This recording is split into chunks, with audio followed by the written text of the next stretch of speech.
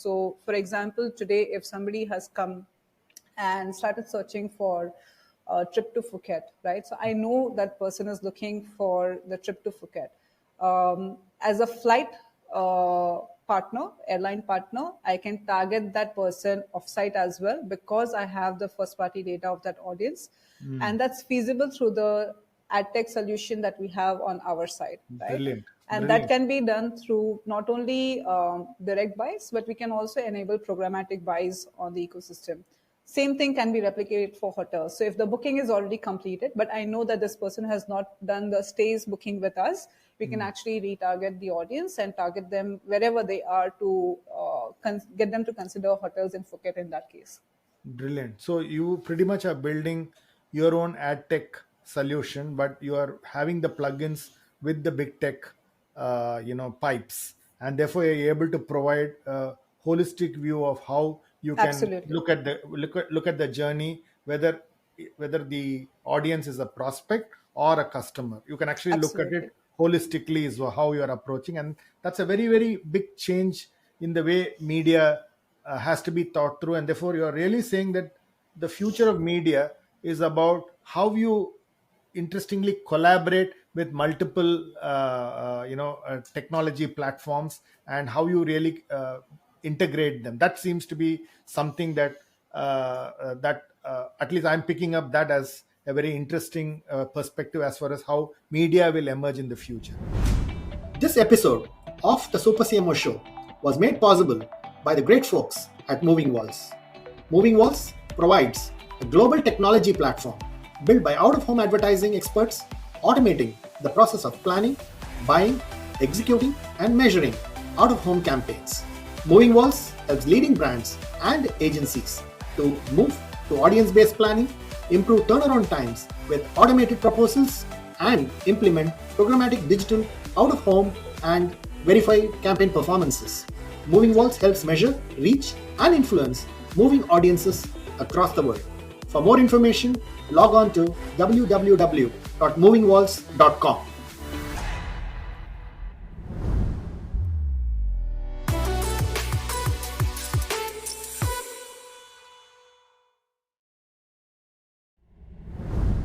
Hello everyone. Welcome to another edition of the Super CMO Show. In this episode, I am talking to Mahek Shah. Mahek Shah is the global head of media, AirAsia. I spoke to Mahek about how she has seen marketing change over the years and what are the skills marketers of today need to equip themselves with versus what was there a decade ago. I also asked her about her experience of working on the agency side and on the client side, and what are the differences she has had as an experience. I specifically asked her about the new emerging media landscape and the emergence of first party data and the monetization of first party data. I also had a conversation with her on the campaigns that she likes and the ones she's created and she's proud of. Over to my conversation with Mahek Shah. Hi, Mehak. Thanks a lot for joining the Super CMO podcast, and lovely having you as a guest today. Thank you, Swami, for inviting me over. It's a pleasure for me to be here and have discussion with you. Thanks. So, Mehak, I just wanted to straight away dive into some of the aspects of your experience in marketing. And I think you've got quite a long stint in the marketing world. And as you entered the marketing world to what you see today, what are the changes that you have seen, and how is it different from the time you saw to the time what you do today? I think a lot has changed. So, I mean, very interesting question as well. Back then, when I started, it was a lot about offline. There were jargons like ATL, BTL, and everything. It has evolved a lot, and it has changed so much that I think the landscape of marketing is changing almost every day. So, what you know today was already history, and there's something new that you have to learn now. So yeah, I actually started off with a BTL agency where the focus was a lot around events, activations, creating customer experiences and such. Gradually, I think what I noticed was there's a lot of digital that came into picture. So I've seen the evolution of digital also, from just being microsites to display banners, and how things have come along to programmatic today, now leveraging AI and trying to use the first party data and do the targeting for the audiences with that. And along the way, of course, a different experiential marketing that has also evolved. I think from just being, say, a static out of home ad to digital billboards, and now infusing it with the first party data and how things are. So I think it feels like a lifetime of things that I've seen. I'm sure you've seen much more than I have, but yes, there has a lot has changed since then. Okay. How has been the skills needed for marketing changed? For example, how did you see the marketing department in a client's end way back, say say a decade back, to what kind of structures do you see and skills do you see in the marketing teams today? I think there as well, I think there was a lot of fragmentation or fragmented approach that was taken to marketing back then, right? Like people would focus on just digital, or they would just focus on offline or activations and such. I think skills wise, it has changed now where people are more integrated in nature. They will look at things from top funnel to bottom of the funnel throughout, right? So I think um, today's marketer has to be abreast with what's happening. They have to know what's new. They have to be aware about the latest technology as well, so that they can bring everything together for the customer as an experience, right? Yeah, so I think the key thing is, and I think the buzzwords are already there. So data, digital, tech, and how you embrace that for the consumer, that's critical. So those are the skills that are essentially required. I think back then it was more specialist skill, but now it's more about you have to be jack of all trades, but at the same time, you need to know in depth also, so that the reliance on external agencies is probably less or not so much, right? So internally, you have to be strong and aware yourself. Okay. So, from the role that I see, Mehak, you head the global media for AirAsia, right? Not often do you see a role like head of global media in a client's end, because it was always at the agency's end. So, how is the role of media within a client's end changed, and how do you see the role that you play within this organization where you run the whole media operations? Yeah. I think my role has been slightly different. When it comes to media, there are two prongs to what AirAsia looks at and how, I'm structured over here. Um, so, in terms of the approach, we are looking at not just you know planning and buying media more strategically, but also looking at monetizing the inventory that AirAsia has. So it's a two-pronged approach where we buy as well as sell media inventories to our partners and advertisers and such.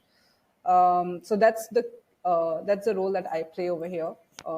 And additionally, what I look at is look at getting more channel partners. So, for example, if you've seen the way AirAsia has also evolved, we have moved from just being an airline to a OTA platform where we are not only selling AirAsia flights, but also other services when it comes to travel requirements for a consumer. Mm, So you can look at booking non-Air flights. You can look at also your stays planning. So when you fly to a travel destination, then you want to book your hotels, your local transportation. So we have AirAsia Ride and such. So integrating those channel partners into that ecosystem and providing them with visibility within the ecosystem. So I think there is a buzzword for it. It's called retail media, but when it comes to travel, it's more like providing that lower funnel exposure also to such merchants and partners. okay, okay. So do you see clients increasingly, as somebody who's working with media closely, do you see clients uh, increasingly starting to monetize their assets and look at media as a way of uh, engaging with their customers for end-to-end experience? Are you seeing that as a trend? This is, I think, it's a growing trend. Not all providers are able to do it. The places where people are monetizing is where they are able to capitalize on the first party data, right? Mm. Because that's where the meat lies, and that's where people are able to spend their dollars, or are willing to spend their dollars. I think when you as a brand start creating value in your ecosystem, you are able to monetize that, not essentially to sell, but when you are looking at partnerships, you can go and confidently talk to that partner saying that, hey, this is the value of my ecosystem. And hence, I think it's good for us to collaborate. So then you're able to identify the right partners. You're able to identify and value the assets that are provided by the partner.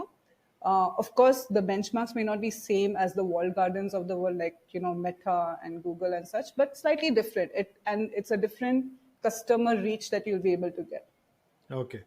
So when you define an ecosystem, very interesting, you're using a word ecosystems, because ecosystems are normally used by technology companies, right? So for an airline like yours, how do you see your ecosystem? Um, I see. So our ecosystem is like one-stop solution, right? So how we are able to get the audiences into this ecosystem. So whether it is on the website or the app, and how we are able to get them to provide a seamless journey for their complete travel requirement for flights, hotels, and also transportation.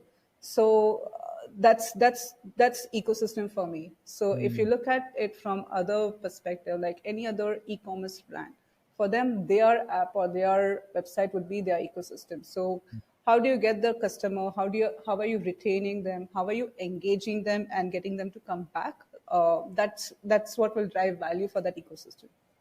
When you're really looking at ecosystems, you are looking at the whole end-to-end journey, right? Which is very different Yeah. from the normal, the airline marketing that we know, which is really to say, hey, there are reward points. Reward points is just one thing, but you're really looking at it from the overall end-to-end travel experience. That's really what you're defining as the value of the brand that you're building, right? Absolutely. So even when once you have booked the flights with us, or with when once you book a flight, right, you would want to know, or you want to get updates about, is my flight on time, if my flight schedule is on time.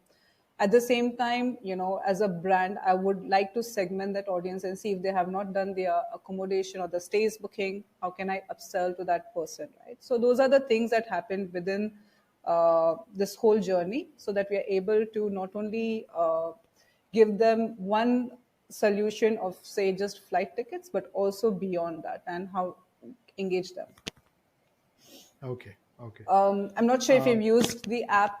In India, it might be slightly different, but typically, like within the app, we also have something called as chat, which is the platform where we engage the customer directly. We have communities over there where we allow two-way communication. So, for example, if you are looking at traveling to, say, Phuket, you want to know what are the things to do in Phuket, you can just go to that community, ask people, hey, what are the 5 things I can do in 2 days, right? And people will respond over there and give you some answers and some solutions, some ideas. So it's the complete engagement that can happen within the ecosystem then. so let's discuss. You've seen and worked in agencies and with marketing partners. Yeah. Uh, how is the business model of the marketing agencies going to change over the next few years? How are you seeing the business model change? Because there's a lot of disintermediation of media itself, right? So, therefore, how do you see the media models changing in the coming years? Um, I think it's quite interesting because I feel the way technology is changing, agencies are also trying to play catch up with that, right? Because technology is actually defining how media will shape or how marketing will shape. Um, in corporates, I'll take it in two parts here. So Yeah. corporates is where we are trying to do a lot of in-housing. Hmm. So you've already seen shifts in a lot of bigger brands where they have created their own studios. They try to concentrate and bring in the media efficiencies as well by as a regional buy, for example, or corporate buy and things like that.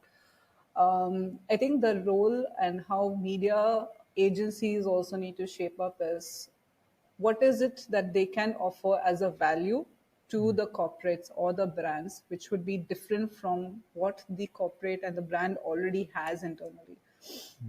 If if if the brands are already bringing in those specialists, then the role of the agency actually diminishes over there, right?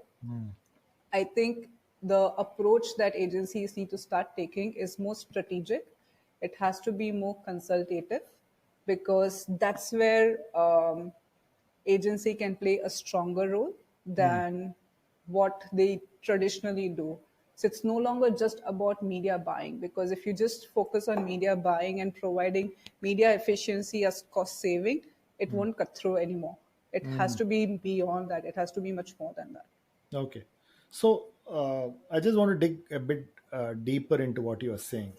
Uh, uh, the reason why clients are setting up their own studios, are looking at their own Consolidations in a way. consolidation. They're looking at their own consolidation of various marketing tasks within their department. Uh, what did what was the reason why they started doing it? What did they not get, and what was missing? Maybe that's an area that could be interesting because everybody knows that's happening, but when you're sitting inside, you know why that is happening, right? Yeah. What's the value that's missing? If I were to ask you that question. I think there are many factors to it. It's not that the agencies don't get it. It's definitely they do get that. It's just that when it comes to brands, you want a faster turnaround time, right? Mm, So literally, the briefs you've come from agencies, so you know the briefs were meant to be yesterday. The campaign was meant to be a week before, right? So it's literally faster turnaround times. Second is as a brand, nobody can be a better brand custodian than your own team, right? So mm, you know better what are your values, what is it that will work. And it's easier to manage the stakeholders internally as well when there is a better control of the complete, marketing tasks that are there. Third is definitely the operational costs. mm, From what you pay to an agency, and if you are creating your complete studio internally, there's a lot of savings that get mm, driven over there. So I think that's another thing that corporates think of, especially in this world where everything is about budget cuts or budget savings, that you need to have bring in more efficiencies so mm. that you're able to drive the business with higher profitability. Okay, okay. Yeah. And so when you look at something like that, where you're looking at faster turnaround times, you're looking at something that needs to be done yesterday, and engaging internal stakeholders.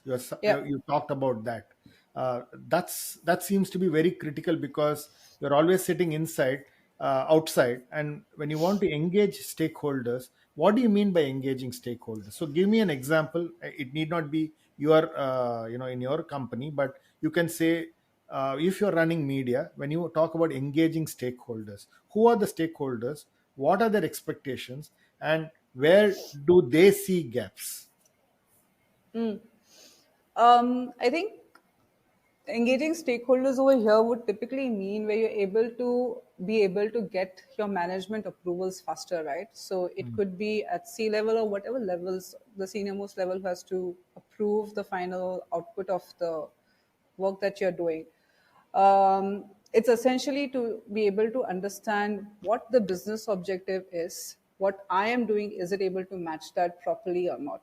It's mm, the key responsibility of a marketer to be able to help solve the business problem Sometimes when it comes to agencies, they may not be able to address these two things very closely, Mm, because the visibility that they would have is only, in a way, it's isolated, right? Because correct. you've bought the agency on board, for example, only for, say, offline marketing, Mm, in lack of better words. correct. But the problem probably requires a trade solution and not so Mm, much of a marketing solution, right? So you mm, as a marketer can understand that and be able to help bridge that gap.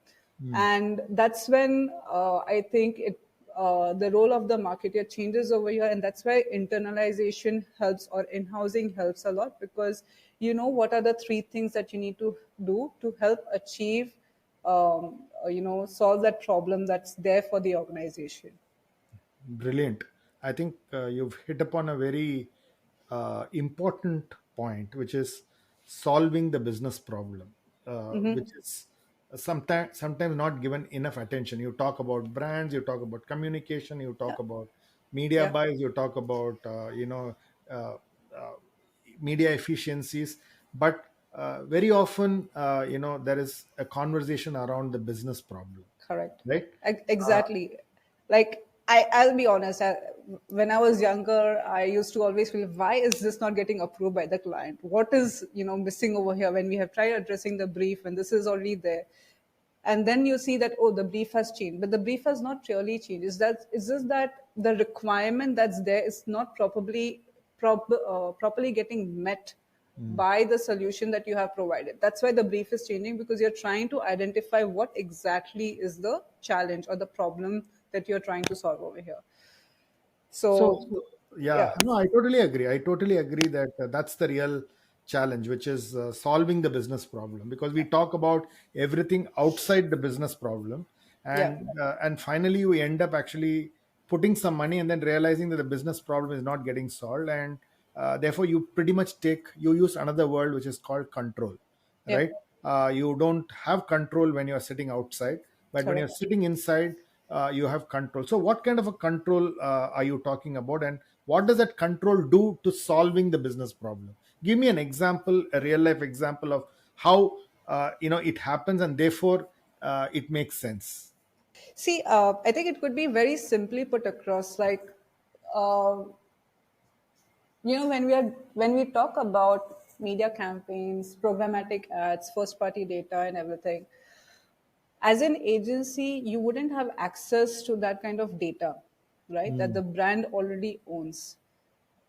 The data team of the brand, because now brands have evolved a lot in terms of their structures and the organization structure overall. So most of them now have their own internal data team as well, who mm, understands the data, who understands the audience much better than the agency would.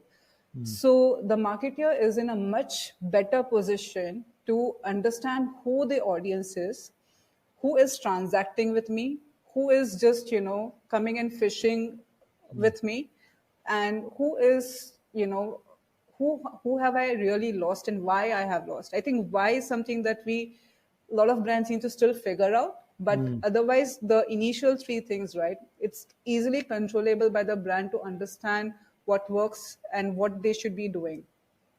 Maybe the marketing problem is not about doing a campaign on programmatic ads, for example. It's more mm, about just doing a CRM activation and mm, be able to engage that audience and get that audience back into the ecosystem.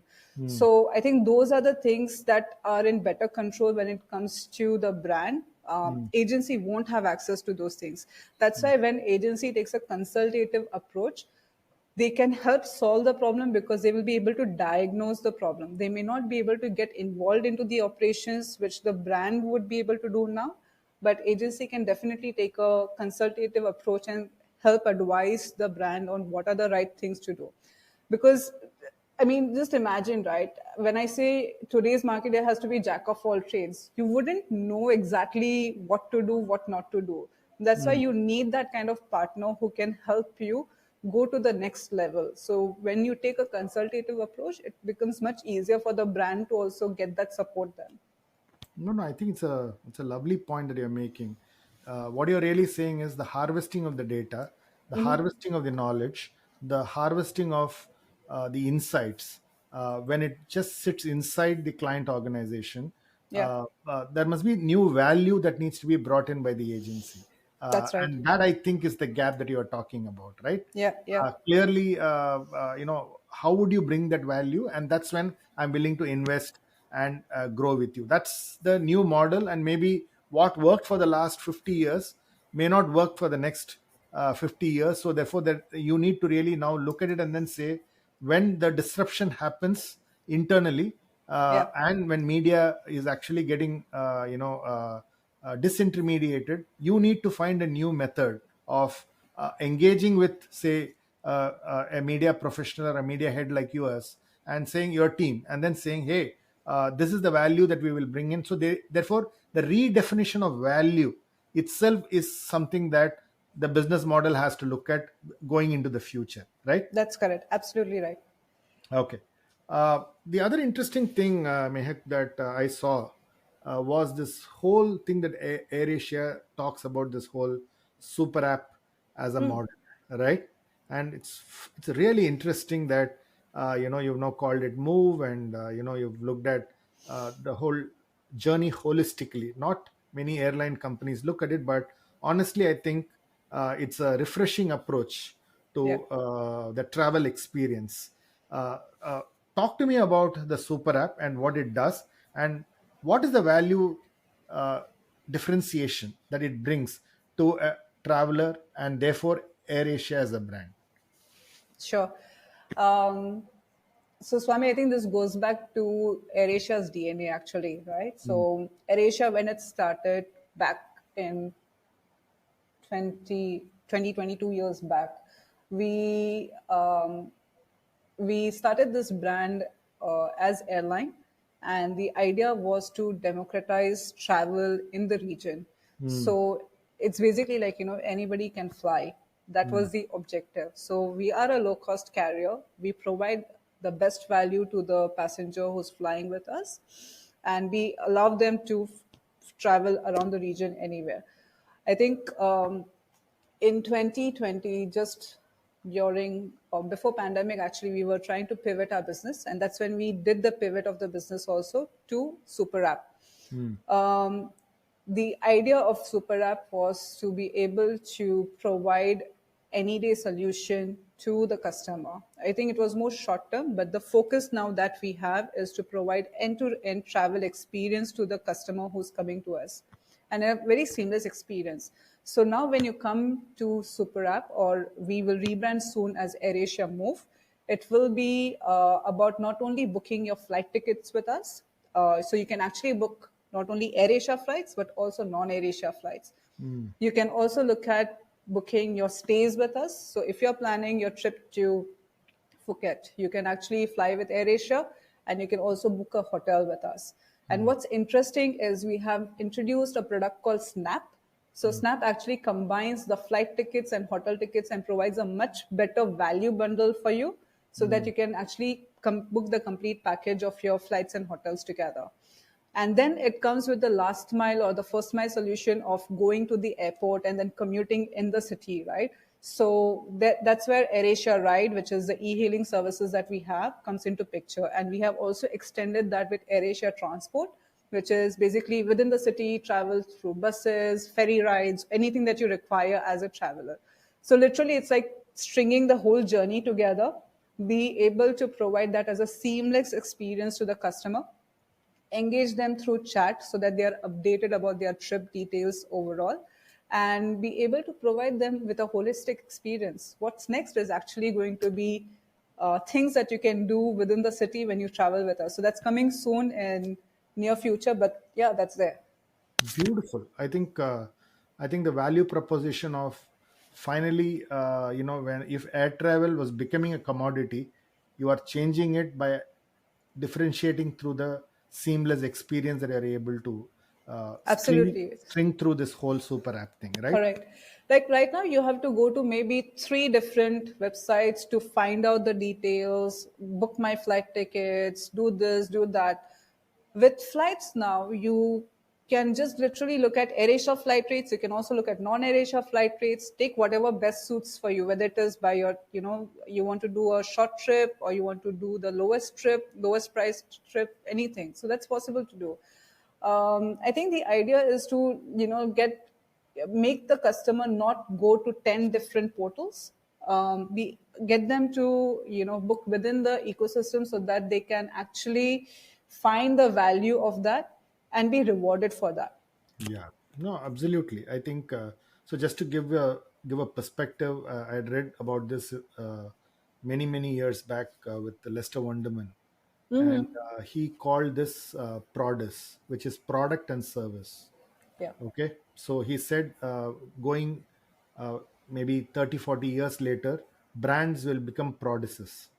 Okay, where you will offer product and service, and that's exactly Yeah. what you're really offering, and that's an Yeah. interesting Yeah. perspective. But tell me, therefore your competition, is it the OTAs? Because obviously that's really where most of them go today and book, and therefore why would I want to come to a super app and do it? And therefore, what differentiation are you able to drive from the consumer need that you see? What really are the consumer problems of an OTA today versus what an airline offers? I don't want to call it AirAsia, but Yeah. clearly, what's really the consumer challenge and the problem that you are trying to address, which I is think, not there, in the the e-commerce travel sites today.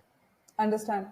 Um, I think the key challenge was to be able to provide the customer the value that they require, right? Mm, For AirAsia or in general, like AirAsia as a whole, it's all about price and the value. We are always the lowest. So anytime you come to AirAsia, you will find the lowest flights.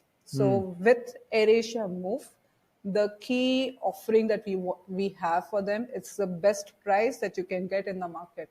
mm, And they can go and benchmark it with any other OTAs or wherever it is, right?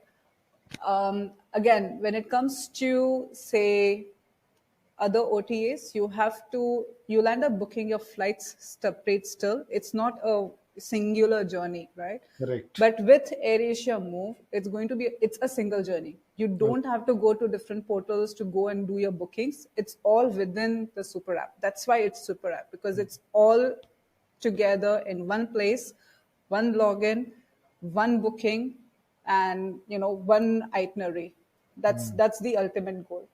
Okay, okay.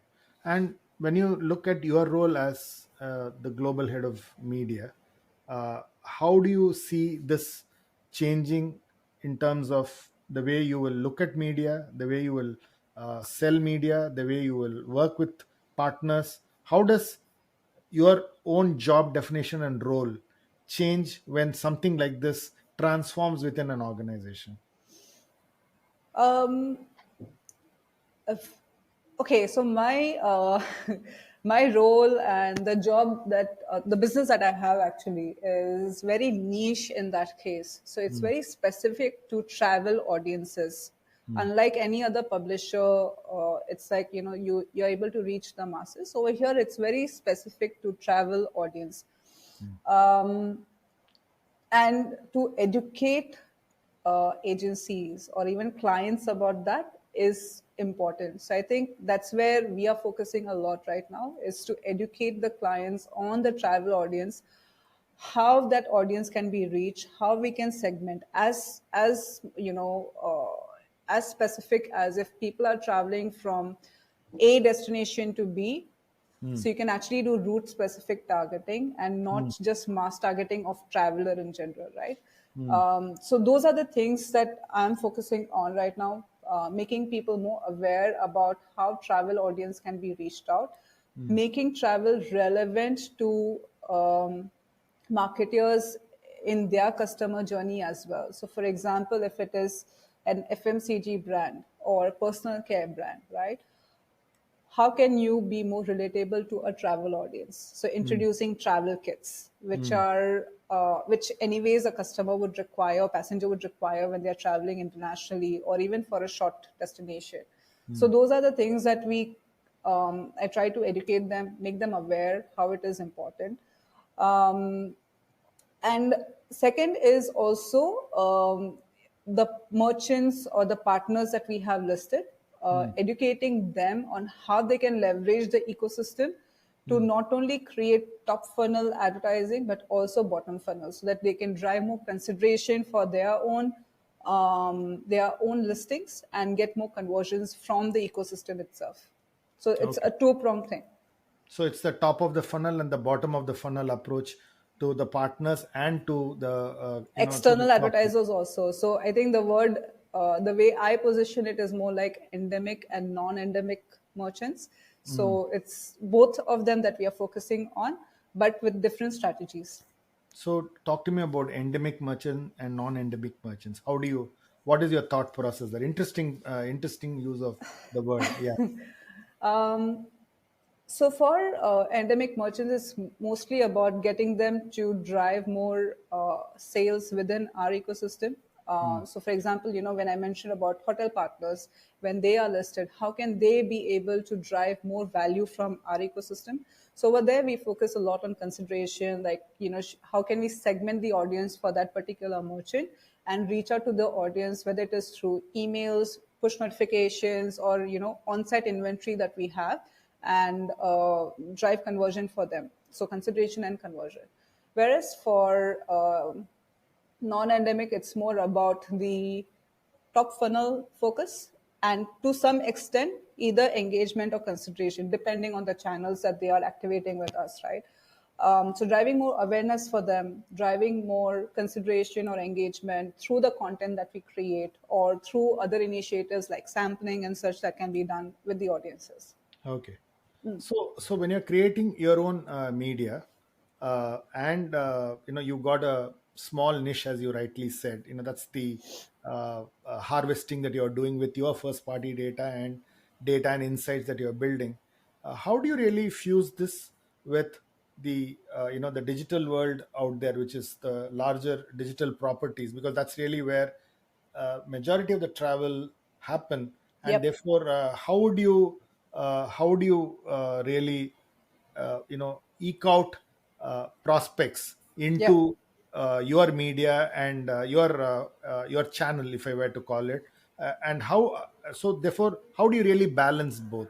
Is there any thoughts on how brands should do it? And I'm not saying it should be only AirAsia, but how should brands do it? Because at one end, brands really want to engage with their customers directly. At the Yep. other end, most of the customers are owned by these big tech companies, Yep. right? So therefore you have to keep on balancing this, which is really what I see as challenges for marketers. Yeah. So that's where we have our audience solution as well, actually. Again, over here, we don't look at selling data to anybody Mm, because mm, that's privacy compliance that we follow on our end. But we leverage it more for our merchants and partners, the endemic partners that we have, so that we can drive the low funnel conversions for them. And over here, the approach is to take not only just the on-site inventory, but also be able to target the audiences outside of our ecosystem. So, for example, today, if somebody has come and started searching for a trip to Phuket, right? So I know that person is looking for the trip to Phuket. As a flight partner, airline partner, I can target that person offsite as well because I have the first party data of that audience. mm. And that's feasible through the ad tech solution that we have on our side, right? Brilliant, And that brilliant. can be done through not only direct buys, but we can also enable programmatic buys on the ecosystem. Same thing can be replicated for hotels. So if the booking is already completed, but I know that this person has not done the stays booking with us, we can Mm. actually retarget the audience and target them wherever they are to get them to consider hotels in Phuket in that case.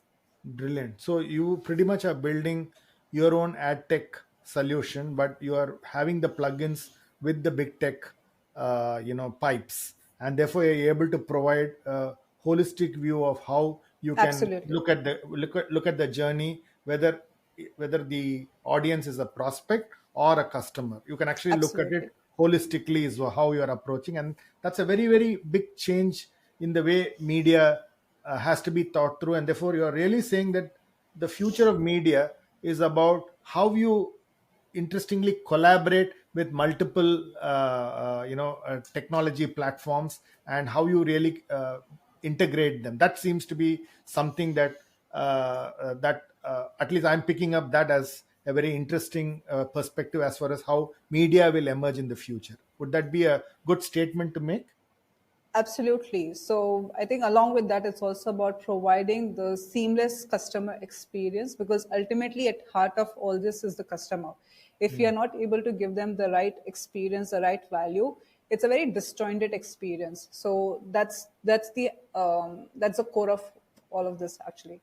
Fantastic, fantastic. So I pretty much want to wrap up with a couple of questions. These are rapid fire questions, and you can answer them with as much time that you want to take. Okay. Tell me one campaign that you wish you were a part of as a marketer. You can say the top two or three is okay, but if I were to say, hey, I saw that campaign and that's something that I wish I was a part of. Um, Not recently, but I think this is one of the best campaigns that I've seen. So there are two of them. One is Coca-Cola's Share a Coke campaign. I think that Mm, was one of the most fabulous and interesting campaign that they have done globally, mm, and very interesting executions also. mhm, Coming from advertising agency background, so for me, creativity always plays an important role. So now that there's a shift in my profile, but yes, back then, even today, sometimes I feel those are the things that really help create the buzz for the brand. So that was one campaign that I think I would have wished I was part of. Second is Dove's diversity campaign. So, mm, making it more inclusive. mm. So that's one campaign that I think is also quite interesting. Okay. One brand you look up to, and why? Amazon. Why is that?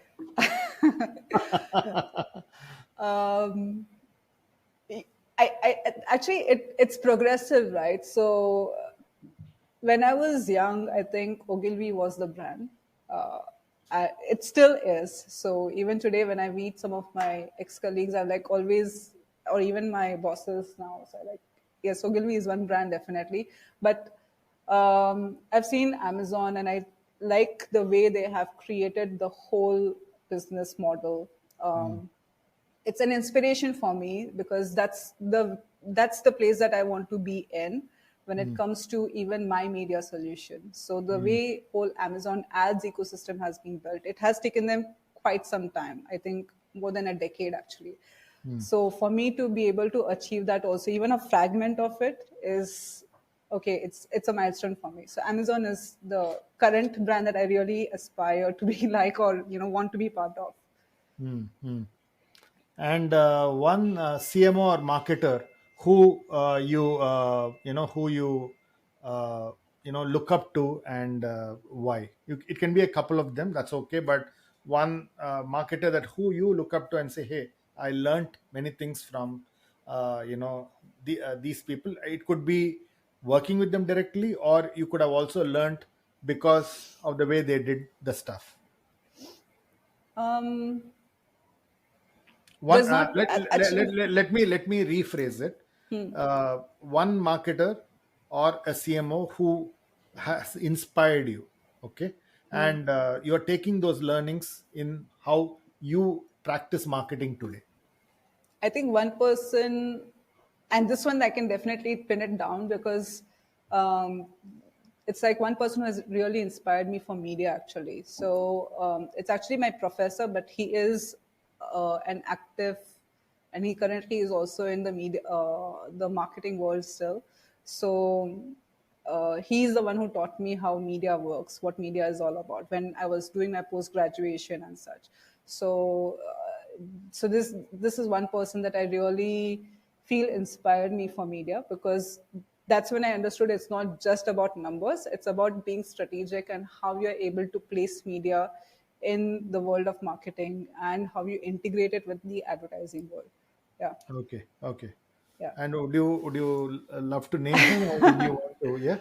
I can. So his name is Vikram Tanna. I think he is currently in C level for one of the gaming companies in India.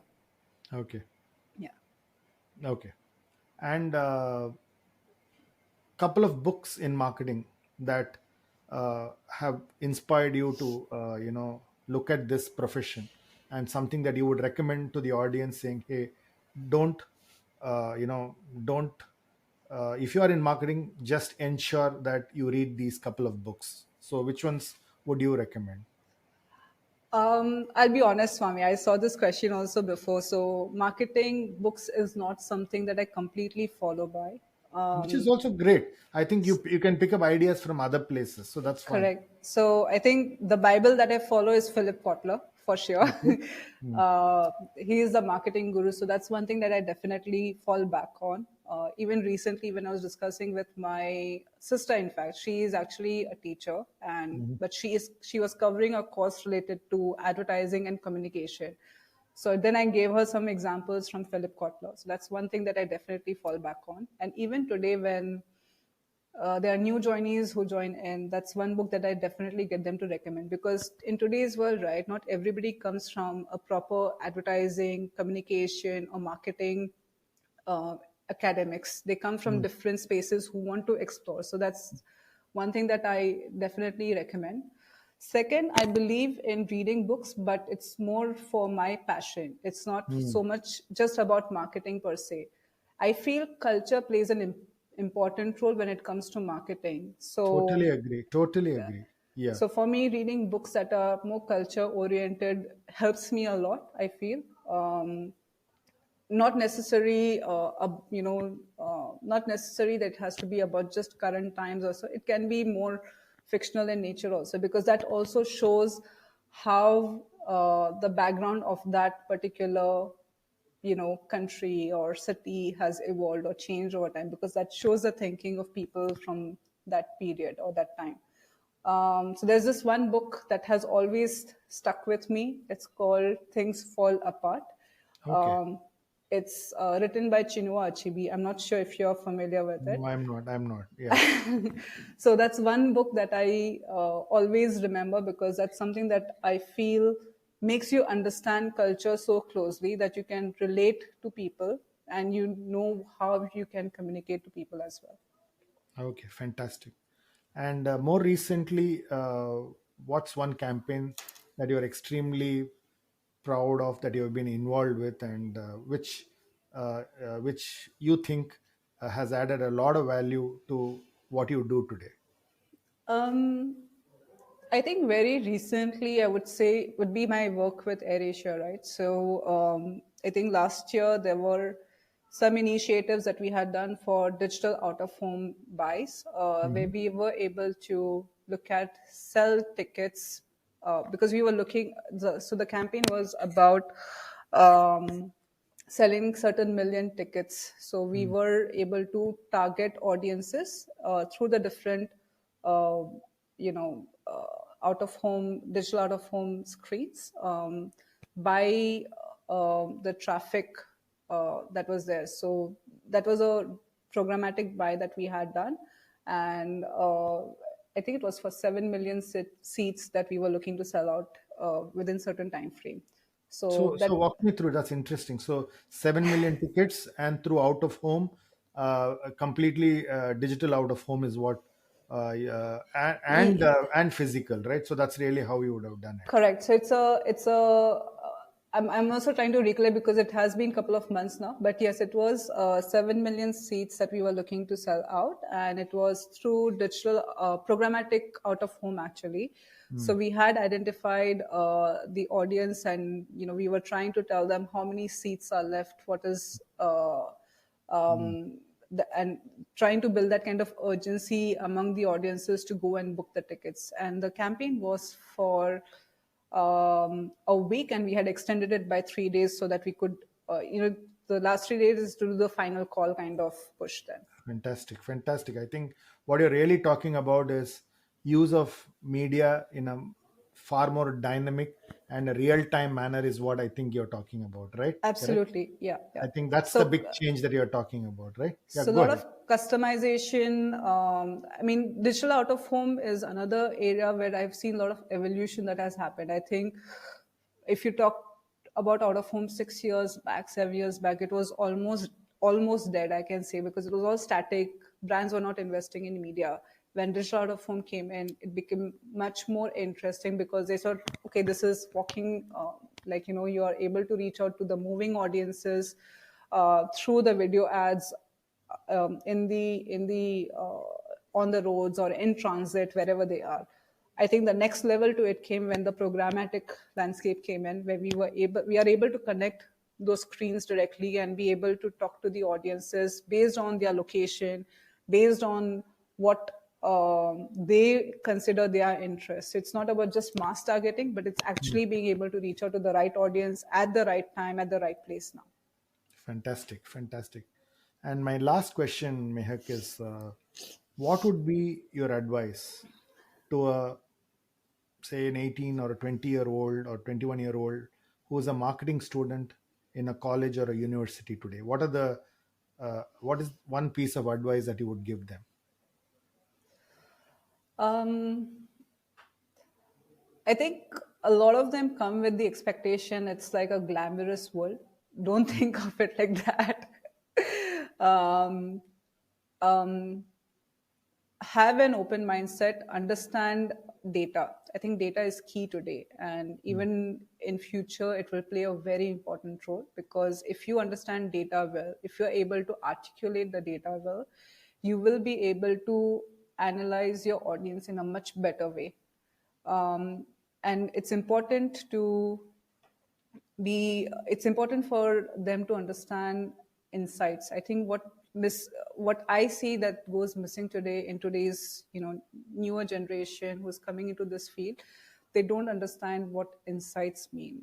Mm. And um, and I think it also comes from the fact that if you see some digital ads and then you are like, okay, these are the numbers, this is it.